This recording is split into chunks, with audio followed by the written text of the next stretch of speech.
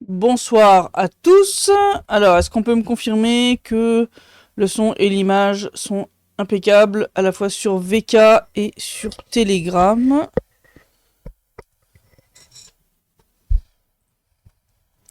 Je vois que les plus actifs sont déjà dans les starting blocks.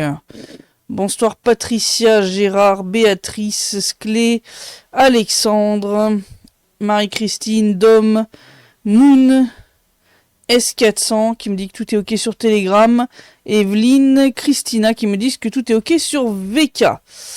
Tout baigne, me dit Christophe. Alors on peut commencer, c'est impeccable. Alors, oui, au lieu de parler, on va dire... Enfin, je vais aussi parler de l'actualité, si vous avez bien sûr des questions à ce sujet. Mais on va faire un thème un petit peu particulier cette semaine. Puisque, comme ceux qui nous suivent régulièrement ont pu le voir, on va repasser l'information. On va en reparler de manière un petit peu plus générale dans ce direct. Et il y aura une autre vidéo qui va sortir dans la foulée sur ce thème-là. Vous avez pu voir la fameuse interview de Mikhail. Donc ce monsieur que nous étions allés au départ interviewer avec Laurent pour eh bien en savoir plus sur ce qui lui était arrivé quand il avait été arrêté par le SBU, donc les services de renseignement ukrainiens. C'était un monsieur qui était un résistant pour la Russie, pour la Novorussie. Donc quand la Mariupol s'est retrouvée prise sous le contrôle d'Azov et de l'armée ukrainienne, eh bien il est entré en résistance. Il a été arrêté, torturé. Comme l'a été par exemple Kirill, dont j'ai publié la vidéo hier, et il a fini par être échangé et donc envoyé en République populaire de Donetsk, où il a continué en fait son travail de résistant, eh bien, en s'engageant dans la milice populaire. Et en fait, dès qu'on est allé à sa rencontre, sa tête me disait quelque chose. Bon. Mais bon, vous vous rendez bien compte qu'en presque 10 ans dans le Donbass, j'ai croisé et interviewé tellement de personnes que je peux pas me souvenir de tous les gens que j'ai croisés un jour comme ça lors d'un reportage ou d'un déplacement. Mais sa tête vraiment me disait quelque chose. Je me dis, mais je l'ai déjà vu quelque part. Et là, il me dit, tu te demandes où tu m'as vu. Et il me dit, Petrovski, juin 2022. Et là, je me dis, oh mon Dieu, oui. Il était là.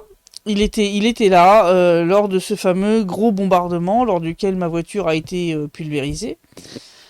Gros bombardement, on va dire, que je soupçonnais quand même être en partie destiné pour Laurent et moi, c'est-à-dire que ça faisait quand même un petit moment que je me disais qu'ils avaient quand même dû repérer que on était là, en tout cas que des journalistes étaient là. Mais en fait, je m'attendais pas du tout lorsqu'on est allé à la rencontre de Mikhail qu'il allait nous faire cette révélation-là.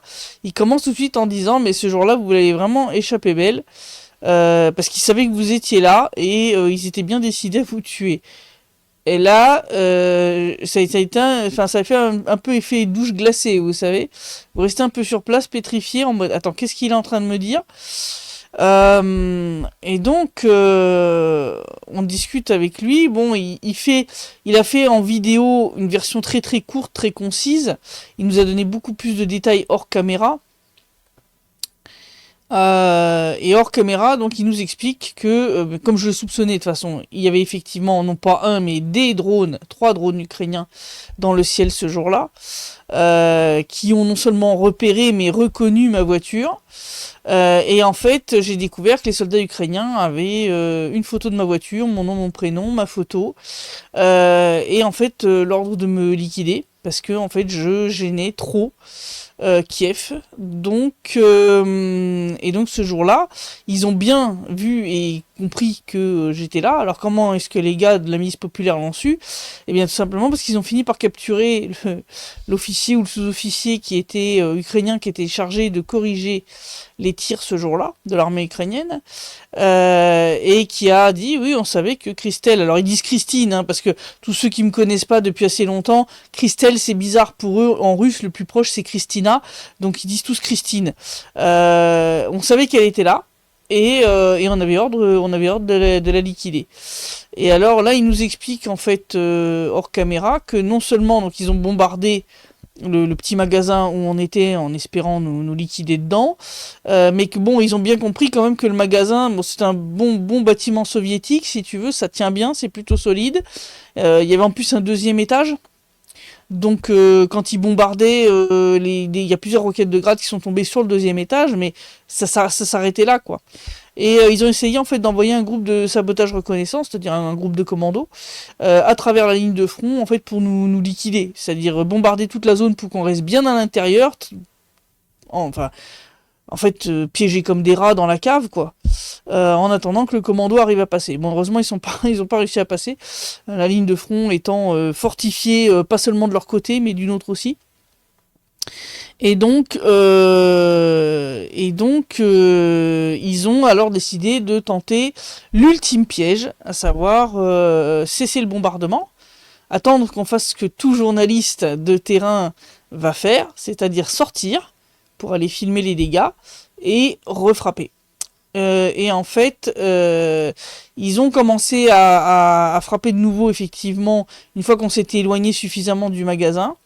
Et en fait, on a eu énormément de chance. Ils nous expliquaient, quand on a couru donc vers la voiture d'évacuation après les premiers tirs, après la pause, en fait, 5 minutes après, ça a été l'enfer dans cette zone-là.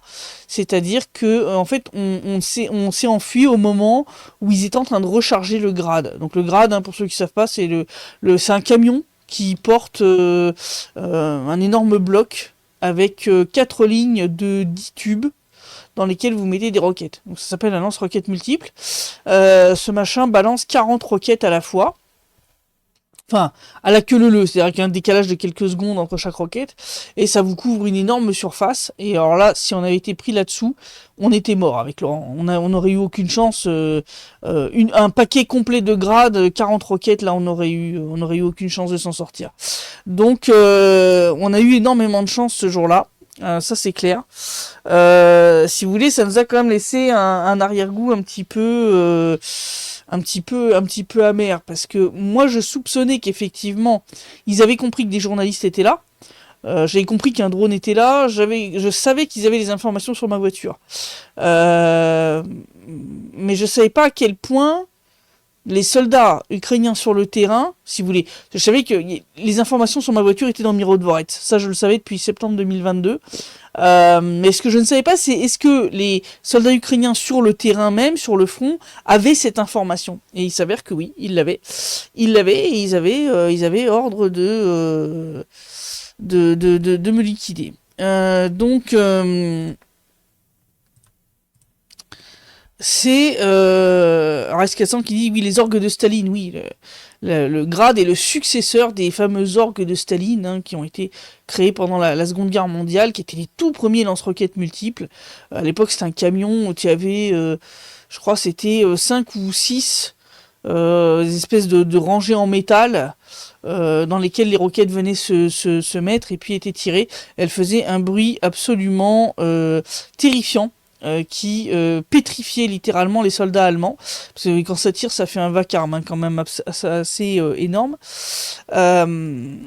Alors, en dehors, on va dire, de mon cas particulier, je savais que certains journalistes étaient particulièrement traqués. Pour ceux qui nous suivent depuis le début de l'opération militaire spéciale, voire avant, vous vous souvenez que, je crois que c'était en décembre 2022, la milice populaire de la RPD avait trouvé près de Marinka, donc justement dans la zone qui est pas très très loin, on va dire, de Petrovski, ils avaient trouvé le sac à dos dans le sac à dos d'un groupe de DRG ukrainiens, donc un groupe de sabotage reconnaissance, une feuille de papier avec les photos et les noms et prénoms des 4 plus grand reporter de guerre russe, à savoir Semyon Pegov de War-Gonzo. On avait Alexandre Sladkov de Rossiya Adin. Il y avait... qu'est-ce qu'il y avait encore il y avait, il me semble, Semyon Eremin, qui depuis a été assassiné. Et il y avait Andrei Rudenko de VGTRK. Donc je savais qu'il y en avait certains pour lesquels il y avait, si vous voulez, de la chasse à l'homme. Je me souviens de l'époque, ça devait être 2015-2016, où Miro Dvorets sur Twitter, de manière déguisée, c'est-à-dire avec des mots de code, des noms de code, avait lancé un espèce de contrat sur la tête de Graham Phillips, par exemple, confrère britannique. Bon, c'était pas très jojo. On se rappelle bien sûr des assassinats par attentat terroriste de Daria Dugina, de Vladlen Tatarsky, et donc tout ça procède d'une politique générale d'élimination de tous ceux qui dérangent.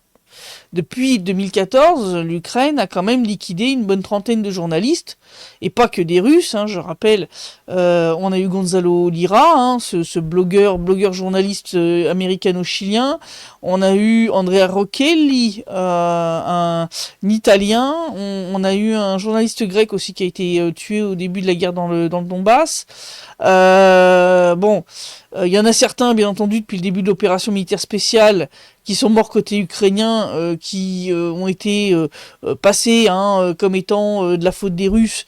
Entre autres, il y a eu un Américain, je crois, qui était mort à Irpen. En fait, très certainement, il a été pris dans un tir ami entre deux unités de la défense territoriale ukrainienne, parce que là où ils étaient, il n'y avait pas de soldats russes à proximité pour lui tirer une balle dans le cou. Donc, je veux dire... on n'est pas dans un film de fiction avec des snipers qui tirent à 3 km, faut arrêter les conneries. Je veux dire, on a quand même un score côté ukrainien d'élimination de journalistes, y compris ukrainiens d'ailleurs, comme Les Bouzina, qui est quand même assez terrifiant. On n'arrive pas au niveau de Tsahal, mais enfin, c'est déjà beaucoup trop. Hervé qui dit apparemment ils en ont aujourd'hui après Angelina Jolie, dont la critique sur la bussification n'a pas été tolérée. Ah bah oui. Elle a vécu ce que l'autre journaliste britannique a vécu, avec son chauffeur garde du corps bussifié en pleine rue d'un seul coup. Ça a dû lui faire bizarre à Angelina Jolie. Je pense qu'elle s'attendait pas à ça. Je pense qu'elle était pas du tout au courant de ce genre de méthode. Donc je pense qu'elle a dû croire que quelqu'un essayait de la kidnapper ou je sais pas quoi. Enfin bon, elle a dû flipper. Mais bon, ça c'est ça quand tu acceptes des contrats pour jouer les godiches pour des salopards du genre Zelensky, parce qu'elle est payée pour faire ce genre de truc, faut pas me prendre pour une dinde. Je veux dire, à un moment, faut t'attendre à des trucs de ce genre. Voilà. Dom qui dit encore une fois, Ukraine et Israël sont jumeaux, l'extermination des journalistes est un sport pour eux. Oui, mais vraiment. Et c'est vrai qu'à l'époque, quand on vous avait averti après, le jour même, de ce qui s'était passé, on avait eu un commentaire, je crois que c'était sur Telegram, d'un compte manifestement pro-ukrainien, qui avait dit cette fois-ci on t'a loupé, mais la prochaine fois ça sera pas le cas. Sur le coup j'ai pris ça plus pour un troll qu'autre chose. Maintenant avec le recul, il s'avère que effectivement, ils m'ont effectivement loupé, puisqu'effectivement j'étais la cible. Mais c'est vrai que c'était une hypothèse que j'avais depuis assez longtemps, parce qu'en fait, l'intensité et la durée du bombardement étaient tellement anormales par rapport, on va dire, à ce que l'armée ukrainienne fait d'habitude. Il y avait quelque chose qui allait pas, si vous voulez. Avec Laurent, lui, pensait qu'on était juste tombé au mauvais endroit, au mauvais moment, entre guillemets. Et je lui disais, il y a un truc qui colle pas. Il y a un truc qui colle pas. 5h30 de bombardement sur un même endroit, de manière aussi intensive, ça n'est pas normal. D'habitude, les Ukrainiens bombardent intensivement et sur une courte période ou à faible intensité, mais petit à petit dans la journée. Hein, voilà, donc c'est-à-dire, soit ils balancent tout et ça dure maximum 1 heure, soit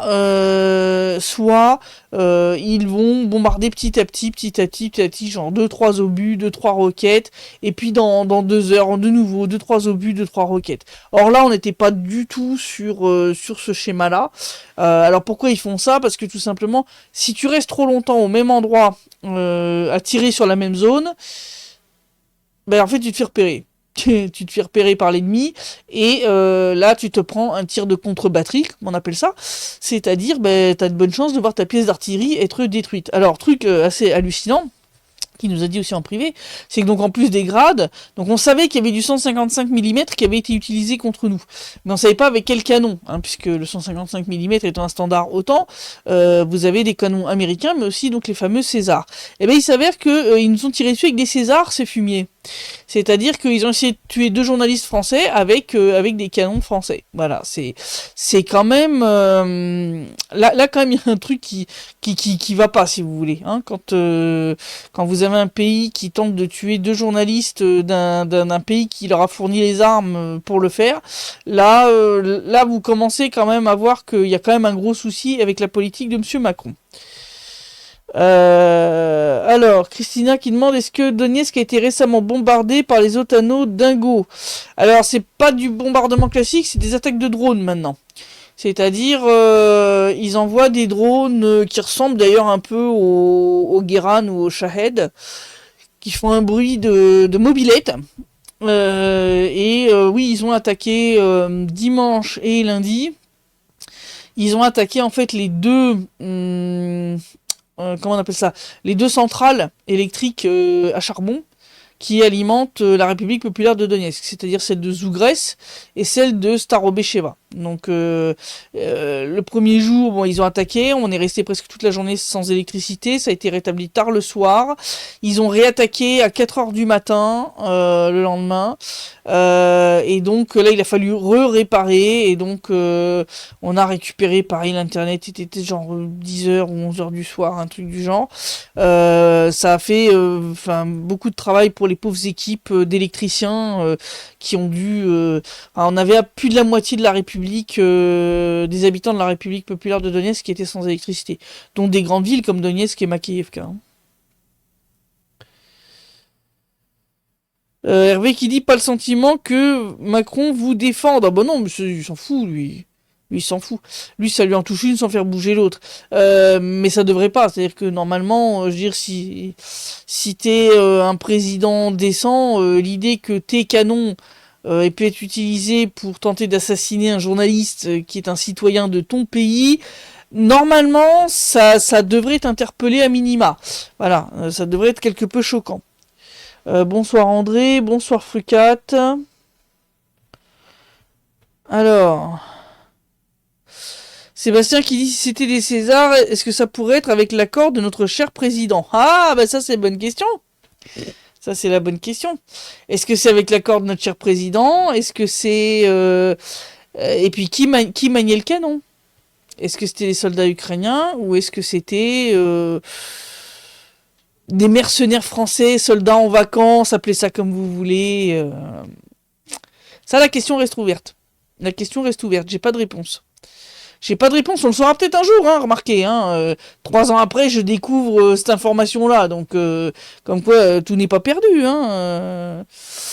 Alonso, j'ai vu la vidéo du bombardement dont vous avez été victime, c'est très impressionnant. J'espère que ces nazis seront condamnés pour leur forfait après la guerre. Bah oui, j'espère aussi, parce que ce jour-là, on a quand même un pauvre monsieur qui est mort dans le magasin, je rappelle, un petit papy, qui voulait rentrer chez lui, qui supportait pas de rester enfermé dans le sous-sol du magasin. Il est mort dans le magasin. En fait, il a essayé de sortir. Et puis au moment en fait où il marchait dans le magasin, il y a eu un obus qui est tombé juste devant les fenêtres de ce dernier. Et puis les éclats ont volé dans le magasin. Et malheureusement, lui, il n'avait pas de gilet pare-balles ni de casque. Et donc... il est mort 5 minutes après. avoir été touchés. Malheureusement, il y a eu d'autres personnes qui sont mortes ou ont été blessées dans le quartier tout autour, parce que bon, 5h30 de bombardement, vous comprenez bien que ça a quand même fini par tomber sur des maisons, sur des gens qui étaient dans la rue, etc., etc. Donc il y a eu quand même pas mal de victimes lors de ce bombardement, de victimes entre guillemets collatérales, puisque la cible principale, semble-t-il, c'était moi. J'espère, oui, que celui qui a coordonné les tirs a été condamné par la justice de la République populaire de Donetsk, parce que ce qu'il a fait, c'est un crime de guerre, hein, je le signale quand même. Hein. C'est interdit, hein, de tuer des journalistes délibérément. Voilà. Ça peut arriver par accident, hein, comme là il y a eu ce journaliste français qui, semble-t-il, était dans une voiture militaire ukrainienne, entouré de militaires ukrainiens, et qui s'est pris un drone dans le véhicule. Bon, toutes mes condoléances à sa famille. Mais bon, le pilote de drone, si vous voulez, il n'a pas eu le temps de comprendre qu'il y avait un journaliste là au milieu de trois ou quatre soldats qui étaient avec lui dans ce véhicule, si vous voulez. Lui, ce qu'il a vu, c'est les militaires, véhicules militaires, bah c'est une cible légitime. Hein. Voilà. On parle pas de véhicules civils remplis uniquement de journalistes, hein, comme ce qu'ils ont fait, je rappelle, à Sacha, Alexandre Martiamanov, hein, qui sur l'autoroute allant de Gorlovka à Donetsk, hein, était avec des collègues journalistes, tous des civils, hein, et le drone a attaqué leur voiture. Donc, si vous voulez, on est dans deux paradigmes complètement différents. L'un qui est le dommage collatéral, l'autre qui est l'attaque délibérée contre des journalistes. Or, la Convention de Genève protège les journalistes. Voilà, donc... bon, je sais bien que l'Ukraine n'en a rien à faire de la Convention de Megève, mais enfin quand même. Dom qui dit Maître Macron est normalement dans la même phrase est très risqué. Oui, mais... Oui, Macron est normalement... voilà. Christophe qui dit le général Mandon a fait fort au congrès des maires, mais ça révèle les intentions. Oui, le truc du... oui, il va falloir que vous prépariez les gens à perdre leurs enfants à la guerre, pardon. What? Non, mais ils sont en train de vous préparer psychologiquement, hein, petit à petit. Petit à petit. Ah là, ils sont en train de préparer la masse, on fait monter l'hystérie, on fait monter la peur, et puis on commence à t'expliquer que va falloir envoyer tes enfants faire la guerre. Ce qui me fait drôlement marrer de la part de gens qui n'en ont pas. Hein. Je rappelle, le président Macron n'a pas d'enfants, hein, quand même. Donc oui, mais c'est ça, c'est une phase de préparation. Ne vous leurrez pas. Ils sont en train de préparer le terrain pour vous envoyer à la boucherie contre la Russie. Ça promet. Hein, ça va mal se passer, hein, je vous le dis, ça Kenneth, il n'est pas pour la Russie. Hein. Divda, vous avez, vous et Laurent, un ange gardien qui a fait du bon boulot. Ah, ben ça c'est clair. Ça c'est clair. Déjà, le jour même, j'avais brûlé un cierge. Après la rencontre avec Mikhail, j'en ai brûlé un autre. Hein, parce que là, je vous dis, j'ai fait un grand merci. Hein, parce que ça s'est vraiment joué à pas grand chose. Hein, mais vraiment. Le ministre général Mandon vient de se prendre une missive des paras pas à piquer des hannetons. Ah, je l'ai pas vu ça. Ah, il s'est pris il s'est pris une branlée de la part des paras. Ah, ça m'intéresse. La France veut à tout prix saboter la paix. Pourquoi? Demande Xi. Ben, tout simplement parce que la situation économique, politique et sociale en France, comme dans le reste de l'Union européenne d'ailleurs, est catastrophique. Hein? Bah oui, hein, le taux de chômage au plafond, effondrement des salaires, désindustrialisation, insécurité grandissante, pour pas parler plus crûment d'augmentation dithyrambique de tous les crimes possibles et inimaginables. Les gens en ont rait-le-bol. La contestation monte. Je veux dire, Macron est à 11% de, soi-disant, hein, de cote de popularité. C'est la pire cote de popularité d'un président français, je pense, de toute l'histoire de la République. Donc la guerre, pour eux, c'est un bon moyen en fait, de cacher la merde sous le tapis, de pas payer la dette astronomique qui s'est accumulée, de faire taire toute contestation et d'imposer des mesures liberticides qui sinon, eh bien, ne passeraient pas, tout simplement. Voilà pourquoi ils veulent pas la paix. Il se dit que beaucoup de soldats et officiers OTAN ont été explosés vers Pokrovsk et n'ont pu être exfiltrés. Ouais, alors attention, hein, les chaînes qui relayent ces trucs-là, c'est du blabla, il n'y a aucune preuve. Hein. On n'a aucune preuve de ça. Ne relayez pas ces conneries. Vraiment, vous avez certaines chaînes qui font du sensationnalisme à 2 balles. C'est un truc qui m'énerve, sincèrement. C'est vraiment un truc qui, moi, me gonfle. Franchement, faites très attention aux sources que vous utilisez. S'il n'y a pas de preuves physiques, tangibles, sérieuses, ou de sources un peu sérieuses, non, jetez-moi ça à la poubelle. Voilà. Fricat qui dit c'est scandaleux cette annonce de Mandon, j'attends toujours qu'il cite une seule menace de la Russie. Il n'y en a aucune. D'ailleurs, l'ambassade de Russie en France a réitéré son message à destination des Français en disant rassurez-vous, la Russie n'a pas l'intention d'envahir la France, ni d'attaquer la France, ni aujourd'hui, ni demain, ni jamais. On n'en a rien à foutre. Je veux dire, on est à 3000 km de là, on s'en fout, mais complètement d'aller envahir la France. Pourquoi faire ? Christiane qui dit gouverner par la peur, vieille recette qui fonctionne toujours. Ouais. Lequel qui dit où sont les 11% des sondages. J'ai dit, il semble que, je pense qu'il est très en dessous encore des 11%. C'est-à-dire, je pense que 11%, c'est le chiffre trafiqué à la hausse par l'Institut de sondage. Je pense que Macron doit être plus proche des 5% et encore dans Paris intramuros, quoi. Alors... Au Canada, ils veulent envoyer 300 000 fonctionnaires faire une semaine d'entraînement au maniement des armes. Ah bah ça promet. Surtout au Canada. Avec le nombre de woke pacifistes anti-armes à feu qu'il y a là-bas. Ah bah je veux la vidéo du truc. Alors, les concentrates, oui, ça permet de pas parler des vrais sujets, la guerre. À savoir l'effondrement de notre pays, tout à fait. Avez-vous une idée des pertes de l'OTAN en Ukraine? Certains militaires font état de plus de 10 000 Polonais morts. Avez-vous plus d'informations? Non, non, non. Non. D'où ça sort ces chiffres? C'est n'importe quoi. Il y a des pertes de l'OTAN, mais je veux dire, c'est pas ces chiffres-là. Faut arrêter. D'où ça sort ces trucs? Hervé qui mettra la lettre. Ouais, mets-moi la lettre des parents en lien, Hervé, ça m'intéresse. Kupiansk est-elle tombée? Oui, Kupiansk, ça y est, Kupiansk a été libéré. C'est Gerasimov qui l'a annoncé officiellement à Vladimir Poutine. Et il y a à peu près 2000 soldats ukrainiens coincés maintenant, en fait, à l'est de l'Oskol. Parce que comme je vous avais dit, hein, Kupiansk, vous avez la ville, puis vous avez la rivière qui forme un obstacle naturel. Et donc là, vous avez 2000 soldats ukrainiens coincés du côté est de la rivière. Voilà. La meilleure chose à faire pour eux, c'est de se rendre. Mais comme ils ne reçoivent pas l'ordre de se rendre, je pense qu'il y en a encore beaucoup qui vont se battre jusqu'à se faire tuer. Pour rien. Pour rien. C'est pas avec des hommes soja qu'on fera la guerre. Par contre, envoyer nos jeunes au front en Ukraine, après les femmes et les handicapés ukrainiens, pas de souci.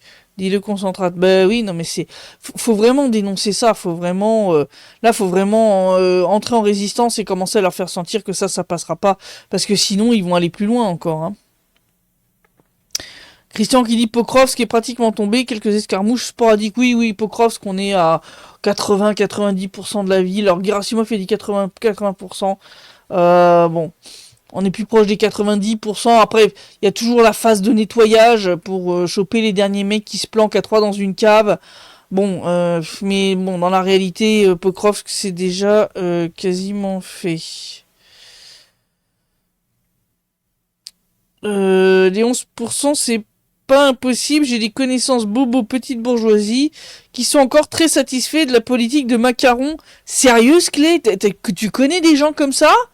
Ah, faudra nous les présenter pour un petit repas du mercredi soir. Demande-leur s'ils sont disponibles.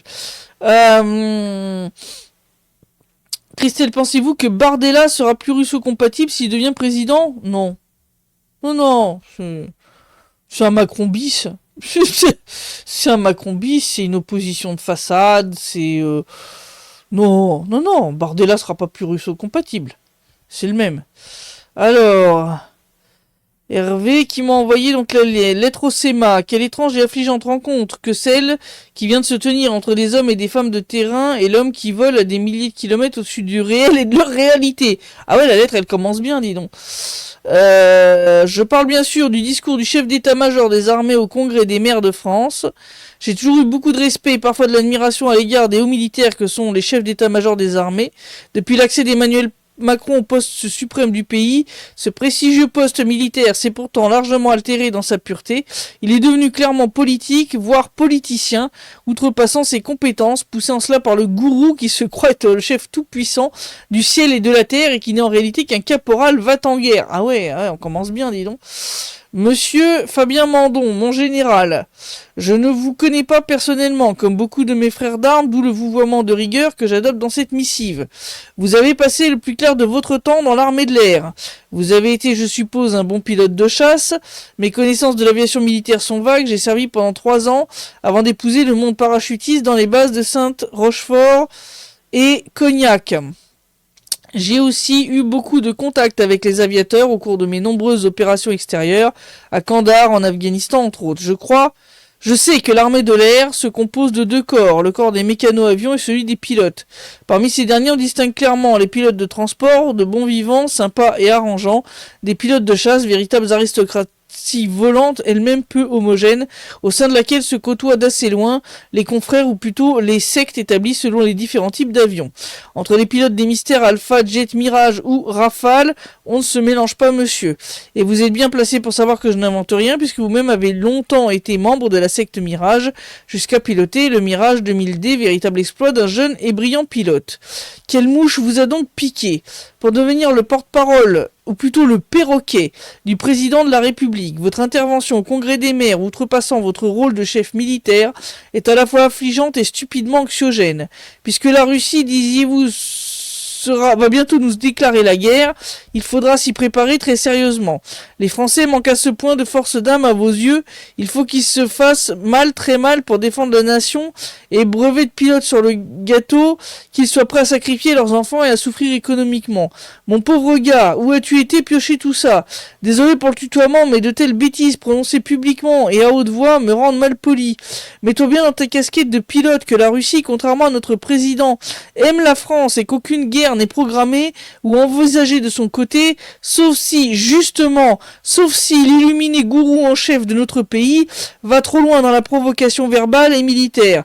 Monsieur Mandon, mon général, retourne dans ton bureau, assieds-toi confortablement, prends un bon café, pas une bière, la binouse, c'est chez les paras, et commence à réfléchir. Pierre-Richard Calca, ancien aumônier parachutiste. D'accord.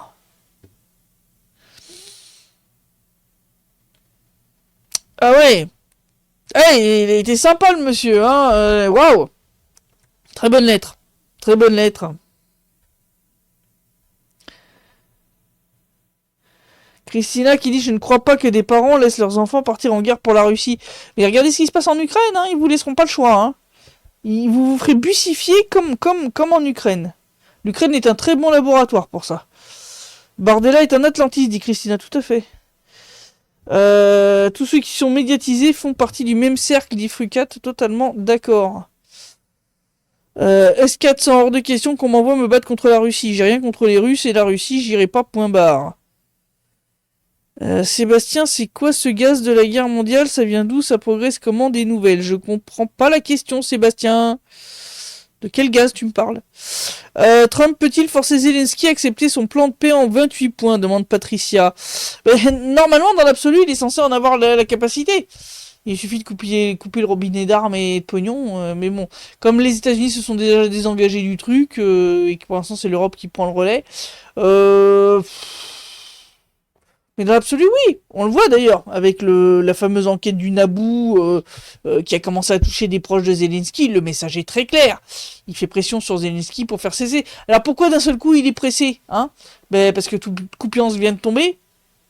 Pokrovsk, c'est pas loin. Et que Konstantinovka, ça avance bien. Là, il commence à être un peu en sueur, si tu veux. C'est-à-dire que, comme je l'ai dit, il y a déjà un ou deux bons mois, le temps joue maintenant pour la Russie. Et il joue contre ceux qui voulaient utiliser l'Ukraine comme bélier contre la Russie. Donc ça joue contre... le temps ne joue pas pour les Occidentaux, bien au contraire. Donc c'est pour ça que Donald Trump veut se dépêcher de sauver ce qui peut l'être de l'Ukraine tant que c'est possible. Mais comme de toute façon le Zelensky est poussé par les Européens et par sa peur de se faire raccourcir par les néo-nazis ukrainiens s'il signe un papier disant que le Donbass est à la Russie, bon bah voilà, hein.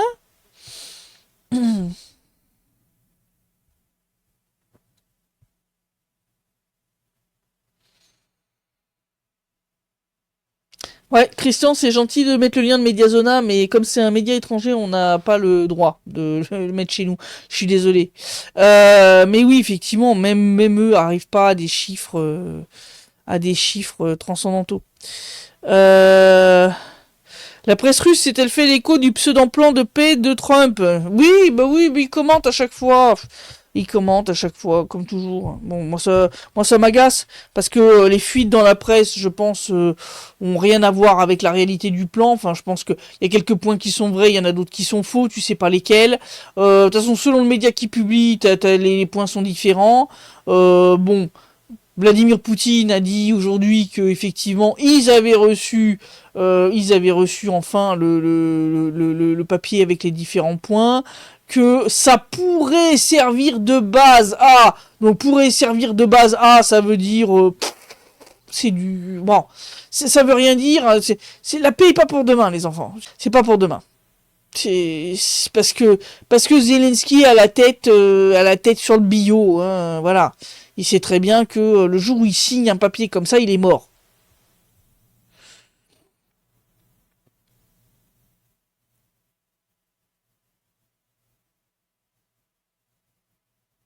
Alors, je trouve dommage cette division entre les différents blogueurs, un peu comme les partis politiques qui défendent chacun leur morceau. J'aimerais un dialogue entre les chatteurs russes et les Français, Andrei Filatov l'avait mentionné. Mais il y en a. Je discute avec Ribard. Je discute avec Ribard. On interagit ensemble, on partage des contenus, il n'y a pas de... Il n'y a pas de problème. Je veux dire, on discute. Hein. Je vois pas où est le problème. Je veux dire, si vous regardez la liste de chaînes dont on publie le lien toutes les semaines, je veux dire, on parle entre nous, hein, entre différents blogueurs. Euh...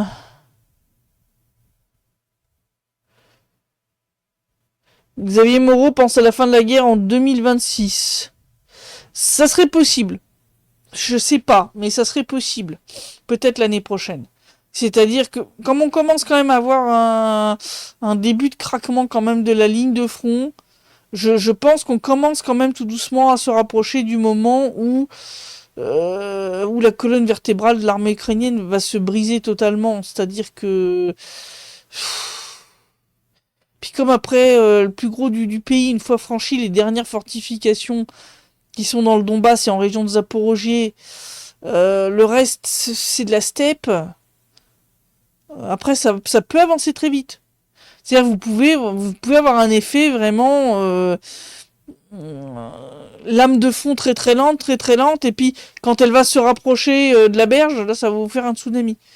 Donc là, effectivement, c'est possible. Faut pas se leurrer, il y a de plus en plus de chances que fin 2026, ces guignols nous aient foutus en guerre, dit Divda. Mais c'est ça qui me fait peur, c'est-à-dire que qu'une défaite un peu brutale de l'Ukraine entraîne une hystérie totale côté européen, et que les mecs inventent un casus belli pour aller se lancer contre la Russie. Ça, c'est un truc qui me fait déjà un peu plus flipper, si tu veux. Alors, Dom qui dit le plan en 28 points doit d'abord être accepté par les Russes, vu ce qu'il contient, ça m'étonnerait fort. Le gel sur la ligne de front dans les deux régions maintenant russes, c'est anticonstitutionnel, comme tu l'as déjà très bien expliqué. Voilà, ça fait partie des points qui, moi quand je vois ça déjà, bon.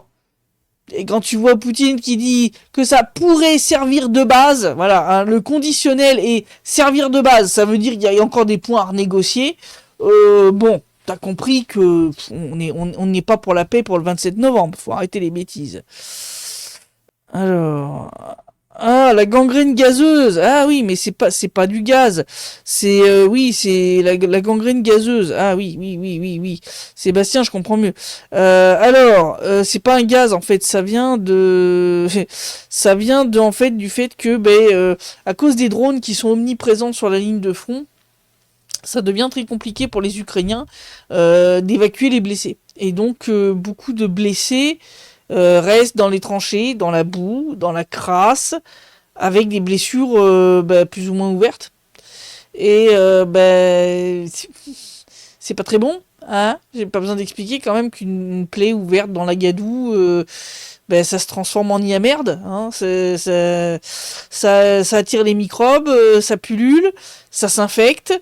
Et puis ça se transforme en gangrène gazeuse, c'est-à-dire une gangrène extrêmement agressive, mortelle, c'est pour ça que par exemple au niveau de l'armée ukrainienne, le ratio un mort pour 2 ou 3 blessés, c'est plutôt un mort pour un blessé.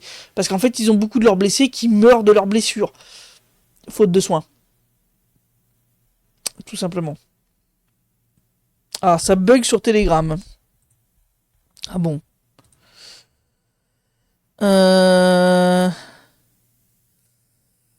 Denis, si Trump veut faire plier Zelensky et la troupe des folasses de l'UE, c'est hyper simple. Il fait une déclaration, c'est soit le traité de paix, soit les USA quittent l'OTAN, et demain matin, ils sont tous à Kiev avec un pistolet sur la tempe de Zézé. Ouais, ouais, ça pourrait, mais il le fera pas. Parce que l'OTAN est un outil quand même très, très, très important, pour les États-Unis pour imposer sa volonté un petit peu partout. Voilà, donc il le fera pas, il ira pas jusqu'à menacer de ça.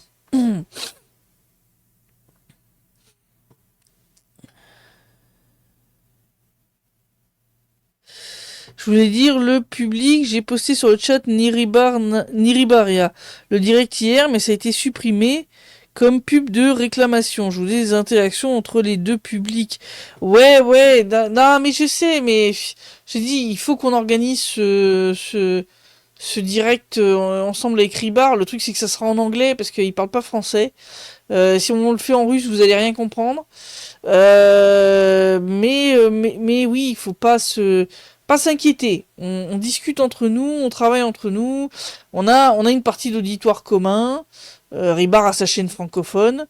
Donc, faut pas s'affoler. Vous inquiétez pas. Il n'y a pas de division. On sait où est l'ennemi. Vous inquiétez pas.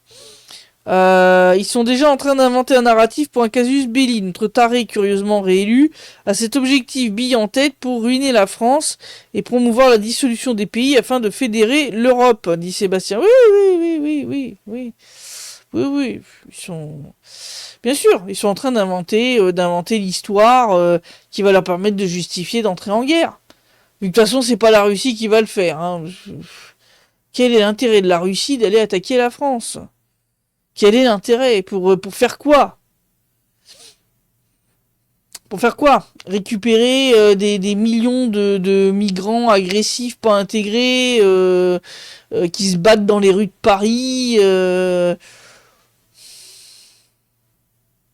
Récupérer un pays désindustrialisé où il n'y a pas de ressources naturelles. Qu'est-ce que vous voulez qu'il en foute? Ça n'a aucun sens. Ça n'a aucun sens. Mais vraiment.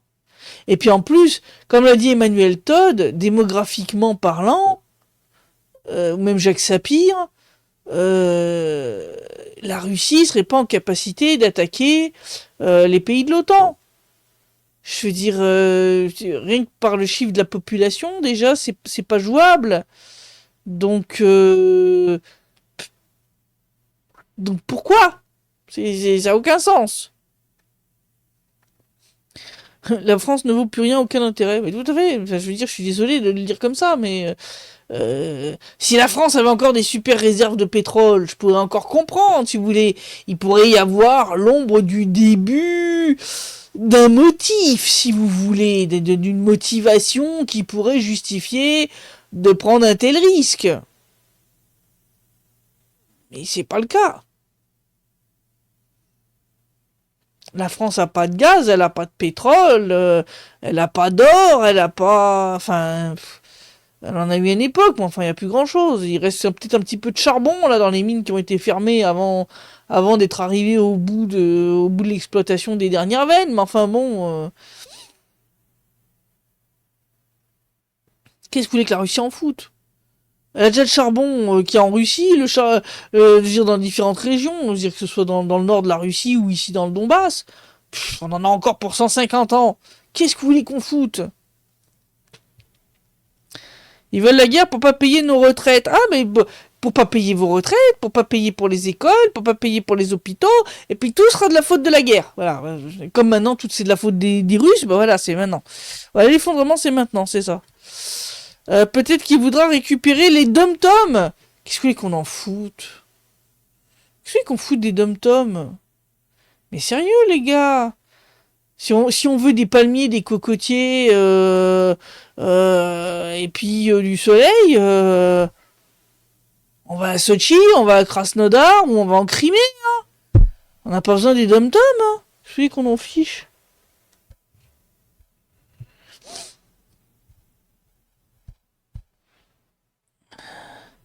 Sklik qui dit, ah ben justement, si la Russie n'attaque pas, c'est parce qu'on a froncé les sourcils et montré les muscles.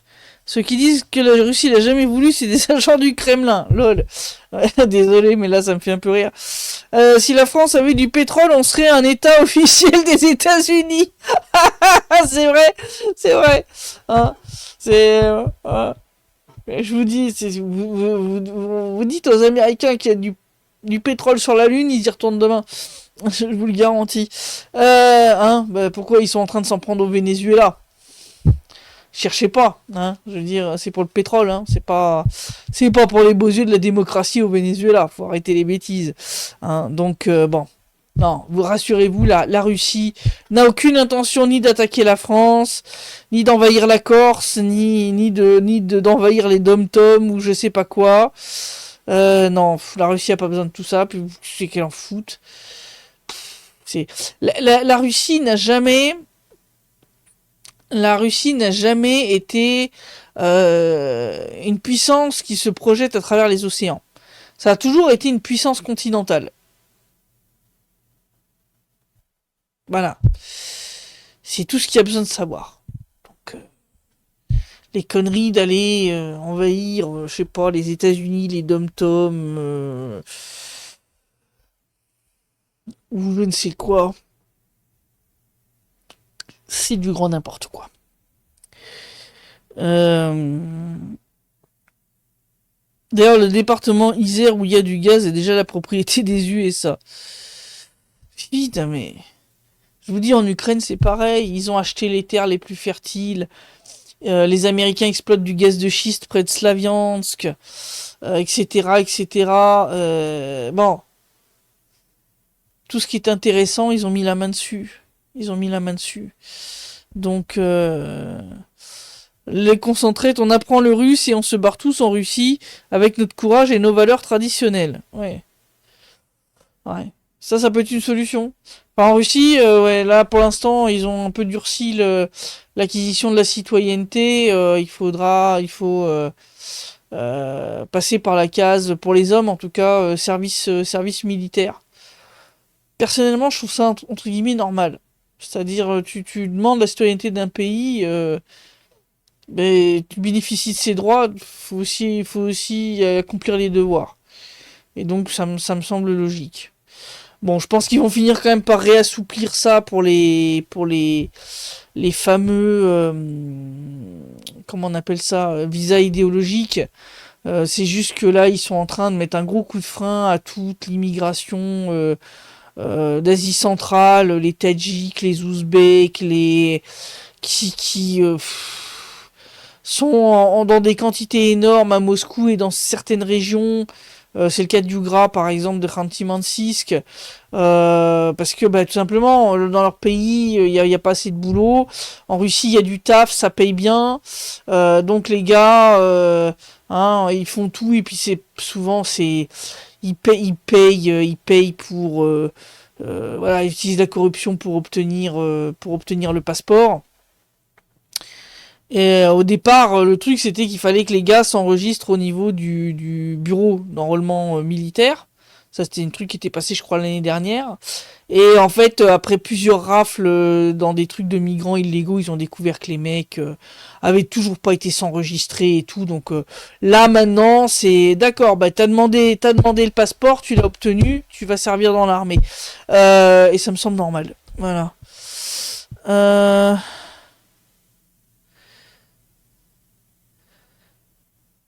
La France a énormément de richesses, mais tout est à l'abandon ou non exploité sans investissement comme la Guyane. Ben oui, oui, je sais bien. Non, mais je sais, hein. On avait des mines d'or en Auvergne, on a des mines de charbon dans le nord de la France. Je suis géologue de formation, hein, donc je suis bien placé pour savoir qu'il y a des mines qui ont été fermées parce que simplement c'était plus rentable par rapport à d'autres pays aux normes écologiques et au niveau de salaire, comment dire, beaucoup plus bas, hein. Mais bon, il n'y a pas une quantité de ressources telle en France qui est de quoi justifier qu'un pays comme la Russie, qui elle-même est assise sur des milliers de milliards d'euros de matières premières, aille risquer ses soldats et sa population dans une guerre avec la France. Ça n'a strictement aucun intérêt. Sébastien qui dit 70 millions de moutons. On va tricoter des pulls. Il y en a qui demandent ce que devient Erwan. J'en sais rien. J'ai aucun contact avec lui depuis des années. Donc, S400 qui demande on peut faire quoi avec le passeport russe? Vivre en Russie, travailler en Russie, non pas seulement. Vous avez quand même beaucoup de pays de l'ex-URSS via lesquels vous pouvez y aller en fait sans visa. C'est le cas de la Biélorussie par exemple, et puis beaucoup de ces pays d'Asie centrale type Kazakhstan, Ouzbékistan, Tadjikistan, etc. Voilà, après c'est un choix de chacun. Hervé qui dit on exploite encore un peu les mines de bauxite. Oui, la bauxite c'est pour l'aluminium. Oui, ça vaut encore le coup. Bon, à peu près. Mais bon, par rapport à ce qu'avait la France à une époque en matière de mines et de ressources, oui, on n'y est plus, quoi, si vous voulez. C'est... Si on compare avec ce qu'a la Russie, bon, c'est peanut. C'est peanut. Il n'y a rien qui justifie, si vous voulez. On a déjà commencé à les tondre, les moutons français, ouais, depuis un bon moment. Hein. Puis là, vous allez être tondus, rat de chez rat, hein, je vous le dis. Ils vont tout vous piquer jusqu'à la dernière boucle de laine. Hein. Non mais sérieusement, hein, ils vont vous dépouiller. Et la guerre, ça sera un très très bon moyen pour ça. Et c'est d'ailleurs là-dedans c'est pour ça que c'est important d'avoir des journalistes qui vous permettent d'être informés sur ce qui se passe réellement. Parce que sans ça, vous feriez avoir par la propagande officielle. Et c'est d'ailleurs pour ça que ça gêne autant et l'Ukraine et Monsieur Micron, hein, que y ait des journalistes qui ouvrent leur gueule. Voilà. Donc ils essaient de les faire taire. D'où la chasse aux journalistes.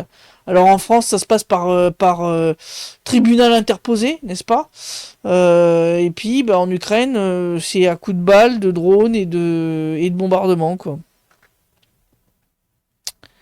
Pensez-vous que la Biélorussie finira par faire partie de la Fédération de Russie? Oui, je pense.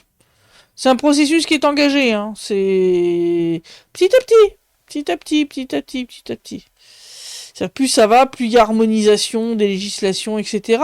Et puis il arrivera le moment où tout simplement, la conclusion logique sera le retour de la Biélorussie à la maison. C'est la Biélorussie, ça veut dire la Russie blanche. L'ancien nom de l'Ukraine, c'était la Malorussie, la petite Russie. Voilà. Et le reste, c'était la grande Russie. Voilà. Mais tout ça, ça restait la Russie. Bonsoir Hervé. C'est pour ça qu'ils veulent la guerre, pour effacer les dettes. Un effort de guerre passera par des taxes et notre épargne. Oui, oui. Et puis en état de guerre, vous pouvez suspendre le paiement de la dette. Petite astuce. Hein, voilà. Quand vous pensez à la note de la France qui s'est cassé la gueule il n'y a pas très longtemps, vous commencez à avoir l'intérêt d'un bon petit conflit des familles. Et c'est là que ça devient flippant, parce que autant la Russie n'a aucun motif sérieux pour aller attaquer la France, autant la France a un motif assez sérieux pour déclencher une guerre.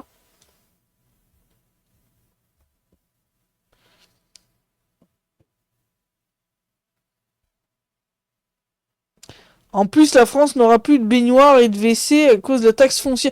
Oui, ça j'ai vu. Ils vous rajoutent les WC, l'eau courante comme des mètres carrés supplémentaires. Mais qu'est-ce que c'est que ce délire? Non mais je veux dire, là faut se révolter, là faut arrêter. Faut arrêter. Ça devient du délire là. Je veux dire, mais depuis quand les WC c'est des mètres carrés supplémentaires? C'est Déjà en 2023, ils ont fait des lois pour nous réquisitionner nos maisons et nous avec la loi de programmation militaire. Bah oui. Ah mais ils ont tout préparé, ils ont tout préparé. Ils attendent juste le bon moment pour vous déclencher un bon casus belli. Et clairement, un effondrement brutal du front en Ukraine et une capitulation brutale de l'Ukraine serait le genre d'événement à déclencher leur petit plan foireux. Frucat qui dit on va être crade à souhait, non mais c'est un truc de fou. Non mais vraiment, là faut que vous sortez les fourches, foutez-les dehors. Foutez-les dehors, mais vraiment. Qu'est-ce que c'est que ce truc? Taxer les chiottes. Taxer les chiottes, la douche, la baignoire, mais on va où? Allô? Allô? Sérieusement? Non, là faut vraiment faire quelque chose là. Arrêtez-les, parce que sinon ça s'arrêtera jamais. Mais vraiment. Vous avez payé toute votre vie pour. Ils vont vous dépouiller de tout, et ils vous enverront vous et vos enfants mourir sur le front pour une guerre qui strictement n'a aucun sens, à part leur permettre de rester au pouvoir, de faire taire toute contestation, et puis 3, vous piller pour rembourser une dette que vous avez jamais demandé. Hein. Donc bon, à un moment, je pense que il est temps de faire table rase là, quand même. Voilà. Voilà. Pour information, demain, je serai en direct pour la conférence de la paix qui aura lieu à Lisbonne. Donc je passerai en direct en vidéo conférence. Et je serai demain soir sur For You Media dans l'émission Globus. Donc là, ce sera en anglais. Pour parler voilà du conflit comme stratégie géopolitique et donc on va parler de choses assez intéressantes, de la façon dont la guerre justement est utilisée comme outil de pression. Et ça, je pense que c'est un sujet qui peut intéresser certains d'entre vous. Donc ça en anglais, je suis désolé. Mais voilà, pour que vous le sachiez, je mettrai les liens vers les différents directs sur ma chaîne Telegram personnelle. Ils taxent tout ce qu'ils appellent grand confort, c'est-à-dire le normal depuis 50 ans, électricité au courant, chauffage dans toutes les pièces, en plus de ce qui était déjà énoncé tout à l'heure. Mais c'est du délire. Non mais sérieusement, enfin. Et ils sont là en train de te dire que la Russie est une dictature et que le pays s'effondre et je sais pas quelle connerie. Non mais nous on taxe pas les chiottes quand même. On taxe pas les chiottes, l'eau courante. Non mais arrêtez-les là vraiment, franchement là. Combien de temps restant pour Zelensky et qui à la place? Les propositions de paix US sont-elles admissibles? Bon, le problème, c'est que les propositions de paix américaines, on n'a pas le vrai texte, d'accord? Je vous ai déjà dit, ce qui sort de Axios, Politico, AFP, Reuters, CNN, vous le prenez, vous le jetez à la poubelle, d'accord?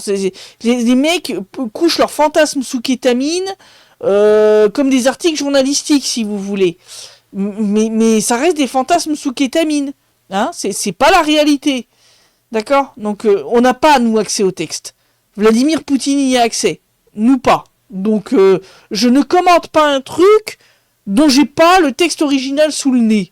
Voilà. Déjà, ça devrait être déjà une démarche d'hygiène mentale que vous devriez tous vous imposer. Voilà. Ne commentez pas des machins publiés par des médias occidentaux qui, soi-disant, ont une source anonyme proche du dossier. Voilà. Ça, c'est... Mon petit doigt m'a dit que... Voilà. C'est ça. Voilà. Voilà, c'est du grand n'importe quoi. Alors, le temps qui reste à Zelensky, bah écoute, le temps qui reste à Zelensky, c'est le même que celui qui reste à l'Ukraine. Les deux sont corrélés. Qui pour le remplacer? Ah, ça fait peur. Parce que là, celui qu'ils sont en train de pousser pour le remplacer, c'est Zaloujny. Et Zaloujny, comme je l'ai déjà expliqué, déjà lui, c'est un ancien militaire, donc lui c'est pas un clown, si vous voulez. Et en plus, le gars a quand même le soutien de toutes les factions néo-nazis. C'est-à-dire les Azov secteur droit, etc., etc., toutes les organisations néo-nazis ukrainiennes interdites en Fédération de Russie parce qu'extrémistes. Lui, par contre, il est bien soutenu par eux, contrairement à Zelensky. Donc là, ça serait mauvais quand même. Parce que ça voudrait dire que ce qui restera de l'Ukraine deviendra un Bandéristan puissance 1000. Donc ça, c'est pas souhaitable, sincèrement. Mais pour l'instant, je vois pas d'autres candidats qui se dégagent pour prendre la place de Zézé.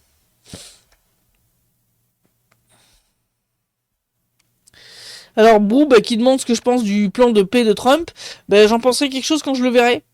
Parce que moi je considère pas que Axios, Politico, AFP, Reuters, CNN, ABC News, CBC et toute la clique de débiles a accès à quoi que ce soit. Voilà.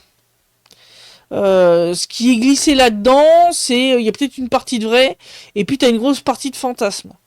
Je pense que c'est peut-être aussi délibéré de la part de l'administration de Trump de glisser des fausses infos pour voir un peu la réaction des Russes à tel ou tel truc. Mais le vrai texte, de toute façon, c'est Poutine qui l'a entre les mains.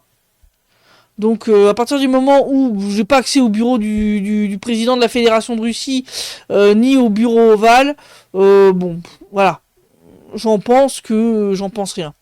Tant que j'ai pas le vrai texte original, tant qu'on me présente pas une copie certifiée conforme du machin, moi je commente rien. Je commente rien parce que c'est perdre son temps et son énergie à commenter des fantasmes sous kétamine. C'est tout.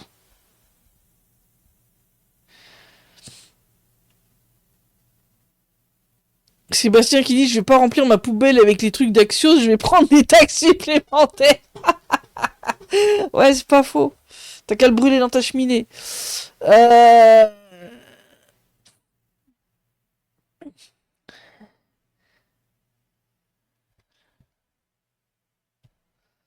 La Serbie jongle entre Russie et l'UE avec le nucléaire civil aussi. Ouais, non mais la Serbie, faut qu'ils arrêtent le cul entre deux chaises. Je sais bien, ils sont soumis à une pression de la part de l'UE qui est énorme.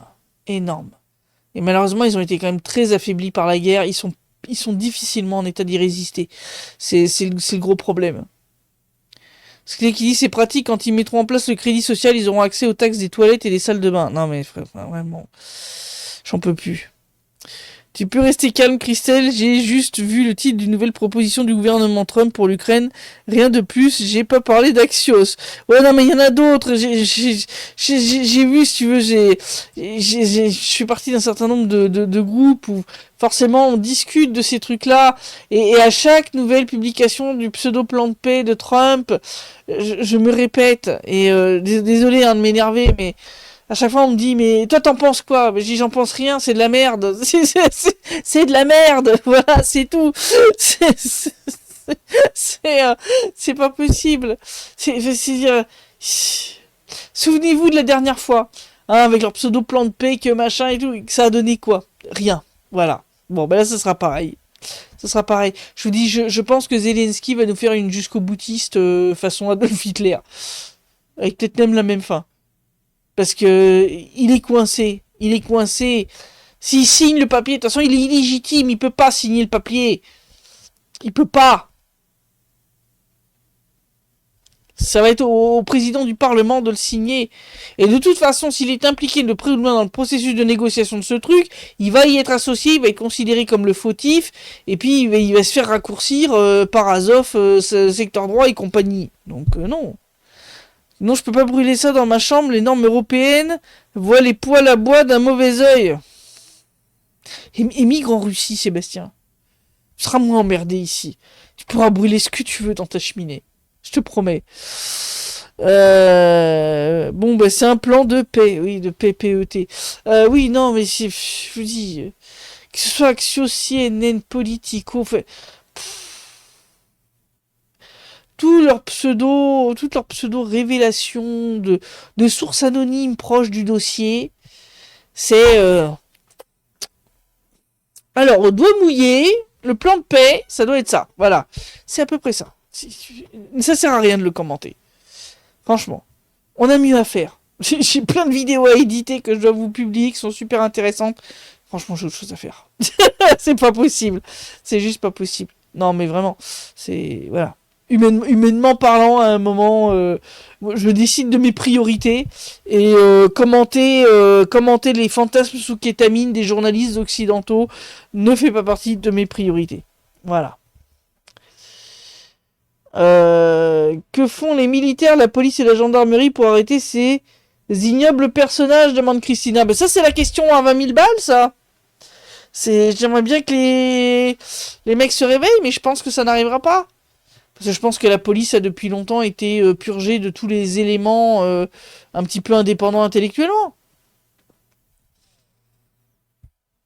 Je veux dire, je suis en contact avec d'anciens policiers, les mecs sont partis parce qu'on leur demandait d'obéir à des trucs délirants et de fermer leur gueule. Donc tous ceux qui rentraient pas dans le mood, ils sont partis. Il reste plus que les débiles qui sont prêts à obéir à l'ordre de tirer sur des gilets jaunes avec des balles en caoutchouc en pleine tête. Voilà. Ils feront rien. Ils feront rien. J'y pense de migrer en Russie, j'y pense sérieusement. Ben ouais, t'es pas le seul. T'es pas le seul. Et ça se comprend de plus en plus. Voilà. Bah écoutez, on est déjà à une bonne heure de direct. Je pense qu'on a abordé à peu près toutes les questions qu'on voulait aborder. Comme je vous l'ai dit, il y aura encore une vidéo et un article, on va dire, sur ce qu'on a découvert comme information. Et puis, de manière plus générale, la façon dont l'Ukraine gère la presse. Hein. Voilà, c'est... Hein. Il y a encore plein d'autres vidéos super intéressantes qui vont venir. Aujourd'hui, c'était aussi les 12 ans du début du Maïdan. Ici, à Donetsk, il y a eu une petite cérémonie qui a eu lieu pour rendre hommage aux Berkout, les fameux policiers anti-émeutes, les CRS ukrainiens, qui ont payé un très lourd prix lors de ces manifestations. Je publierai la vidéo demain, le temps de faire le montage. Cérémonie très émouvante, surtout que certains des Berkout qui ont souffert sur le Maïdan venaient de la région de Donetsk, avaient été envoyés à Kiev en renfort, et donc hommage mérité pour ces hommes qui ont résisté, malgré le fait que les autorités ukrainiennes de l'époque, ayant fait preuve d'une très grande faiblesse, les ont littéralement abandonnés sur le front sans leur donner l'ordre de tout nettoyer, ce qui aurait permis de tout régler très rapidement. Et au lieu de ça, elle a laissé les Berkout se faire massacrer littéralement sans avoir le droit de se défendre correctement. face aux néo-nazis ukrainiens. Et donc aujourd'hui, un hommage a été rendu ici à Donetsk. Et donc je vous publierai la vidéo demain. Voilà. Promis Alonso, je serai prudente, je le suis toujours. Bonne fin de soirée à vous tous. Je vous dis à dimanche pour le prochain rapport hebdomadaire de situation. On va faire tout le détail sur la situation militaire. Et à vendredi prochain pour le prochain Direct Stream. Et d'ici là, eh bien, portez-vous bien.